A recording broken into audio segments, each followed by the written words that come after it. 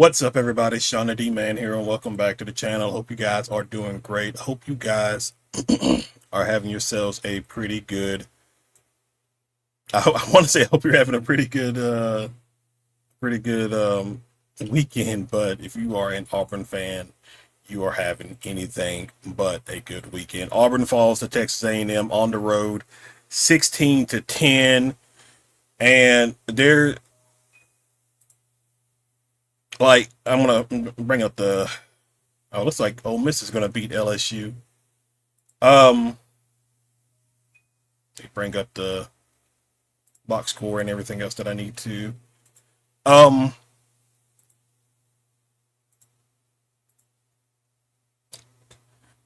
I I don't think this is a bad football team, but there are so many questions. There are just so many questions, and now. And I talked about this. I talked about it on the preview, and I talked about it earlier in the week or at the beginning of the season as well. Where these two particular games, Oklahoma and Texas A&M, to give yourself some cushion, just in case you randomly drop the game in the back half of the season, you kind of needed to win either one of these games. You had to win one of these games. Go into your bye week, go into the Georgia game with one loss. Well, now you've dropped both to, you know, back to back top 10 teams. I mean, it is what it is. There's top 10 teams, but like both of these games were winnable for Auburn. Oklahoma was probably more winnable for Auburn. At like I say that, but watching the game, they just couldn't find offense anywhere. Like in the Oklahoma game, they were able to find offense throughout that entire game. This game, they couldn't find anything. They couldn't do a single thing. The only touchdown they got was because of the defense. The defense, once again, gave this team every opportunity to win the game. Every opportunity. And every single time, the offense did something stupid. Every single time. Like this, the final drives here, like the final two, maybe three drives for Auburn. It's just like what, well, not the one that basically sealed the game, but the one before that, I think it was like three straight drop back passes. Like Auburn had like maybe 4 minutes, if I'm remember correctly, like 3, 4 minutes, something like that. They had all three of their timeouts. They had the 2 minute warning. They had plenty of time to work the offense and march it down the field to get a touchdown to win the game. But three straight drop back passes, and that was the story of this game the entire afternoon. It was just pass after pass after pass. You can see it like right here, right now. Jackson Arnold threw the ball 33 times, only for 103 yards. Meanwhile, you only produced 52 yards rushing. The run game was nowhere to be found in this game whatsoever. And A&M is not particularly good against the run. I think they said A&M was like 77th in the country against the run. They're not very good against the run. Notre Dame was able to score for like 30 plus points on this Texas A&M defense, and they're 2-2. Like it's just like I don't know what the play calling was in this game. It just seemed like Hugh Freeze it reminded me like last year where we had Jarquez Hunter, and instead of leaning on Jarquez Hunter, we're attempting to throw the ball nearly every single play. We're throwing the ball on first down. We're throwing it on second down. And then when we get into third and long, we run the ball. Like it's just like it's ridiculous. I mean, Eric, like it was like what are we doing? And then the penalties again, pretty much on the offensive line, holding, false starts, a lot of them on Xavier Chaplin. Uh, last year. He was an ACC All American, most coveted left tackle in the portal, and it's just like, what are we doing? 0 of 12 on third downs. I mean, A&M wasn't any better either. 400 yards of offense compared to 155. They had 100 yards more passing. Uh, they ran the ball. They ran the ball better. They did. They ran the ball better.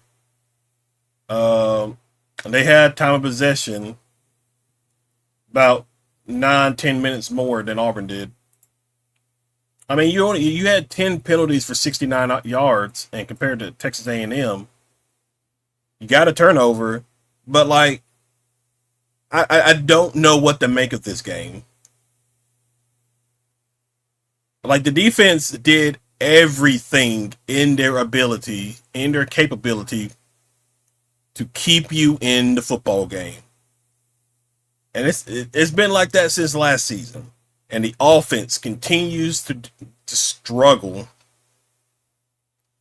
And Jackson Arnold misses a few guys. Like a lot of it's not on Jackson. I think to be quite fair, I would place nearly all the blame on Hugh Freeze, because some of the play calling, choices when they did it, like there's just some questions and things like that. Like, you barely ran the ball against a team that is not very good at stopping the run. And it's just I don't know what to really make of it. You needed these games. You needed at least one of these games going into the Georgia game. You're 3-2 now.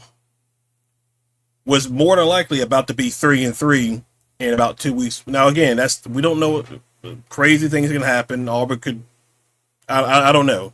Auburn could win the game or something in 2 weeks. But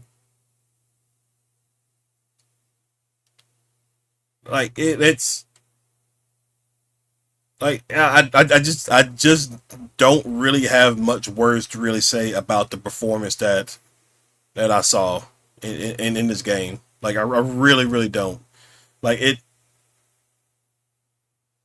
just makes no sense on a lot of what was being called offensively in this game.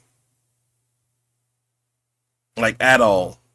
Like every time Auburn would have a big play on offense, and you're thinking maybe they're about to get things going, there is a penalty, a holding call that brings it back and it's negated. Nearly, it happened so many times in this game. Like it's just utterly ridiculous. Like I'm like, it's just frustrating because this isn't just a Hugh Freeze thing. I mean, we saw it was Brian Harsin.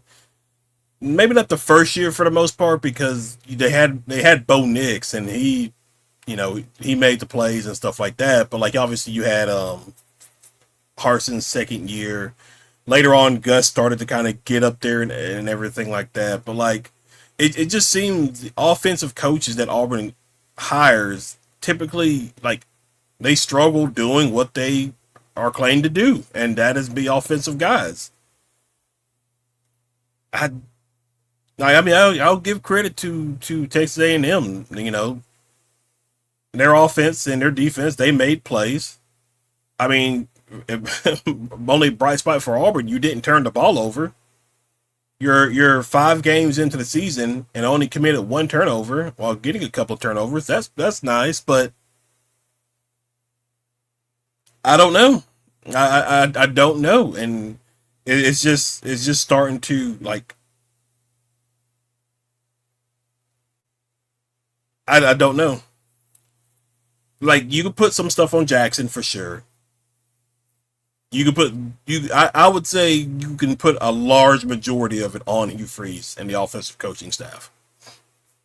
I definitely say you could probably do that.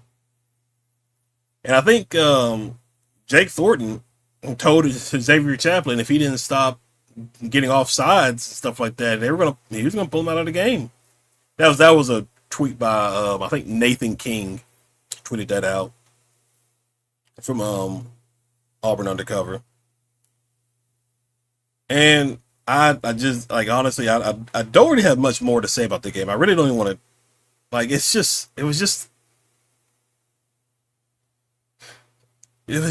a pathetic showing. And this is the kind of stuff that gets you fired or causes people to enter the portal. You know? Because like if I'm Eric Singleton, you're looking at yourself here at Auburn. You probably could have gone to somebody else, obviously. You could probably stayed with Georgia Tech. They're undefeated right now. I mean, if you're Cam Coleman, you were hoping things would be a little bit different.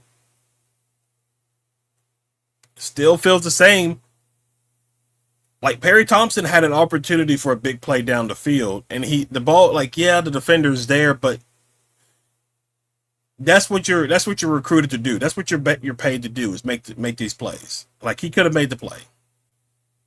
And you got Preston Howard, who is just stop playing Preston. Brandon Frazier showed he is more reliable in this game than Preston Howard. Brandon Frazier made some catches when he needed to make the catches.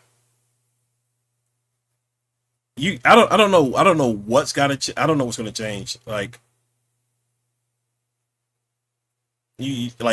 we're going to a bye week now. You're probably not where you are where you thought you were. Again, the defense is giving you every possibility. Like look at these games. You're not being blown out. Like you beat Baylor by 2 scores. You lost a 1-score game to Oklahoma. You lost a 1-score game to Texas A&M today. Your defense is going to keep you in these games, but offensively, you have got to figure something out. Like I don't know if Hugh Freeze needs to just because he is calling the plays, plain and simple. I know there was this whole thing in the offseason. Everybody was being dumb, talking about like, oh, Auburn has 3 guys calling plays. No, Hugh Freeze is calling plays. He is calling plays. I don't know if he needs to stop calling plays and let Derek Nix and Ken Austin do that situation while he focuses on everything else.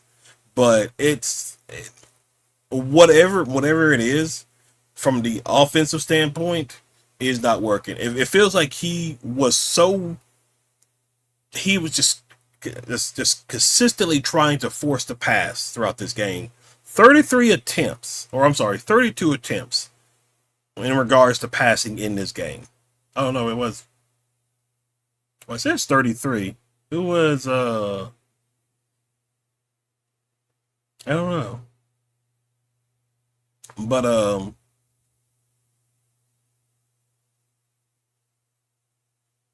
it's just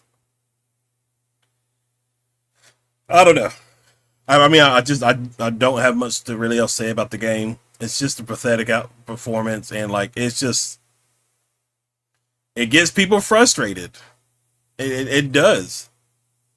You know, you're looking around the conference now. Yeah, some of these teams haven't really played anybody. Like Missouri hasn't really played anybody who has like athletes like a Georgia, Alabama, that kind of situation. The same can be said for Vanderbilt, which I think they play Alabama next week.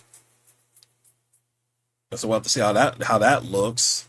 But Arkansas, you could probably beat Arkansas. I don't know. I don't know. I don't know what's going to look like in these next 2 weeks when Georgia comes to town. And that's supposed to be a big day. You're retiring Cam Newton's jersey. And here's Auburn 3-2, potentially against a 1-loss Georgia or undefeated Georgia. I don't know, but we'll see how things shape out. We'll see what happens. We'll just see what Hugh Freeze has to say afterwards, like to the press conference, and just what happens through these next 2 weeks during the bye. But that's really all I have for guys. If you're new to the channel, be sure you hit that like and subscribe button, comment below. But other than that, I will see you guys in the next video. Y'all have a good one.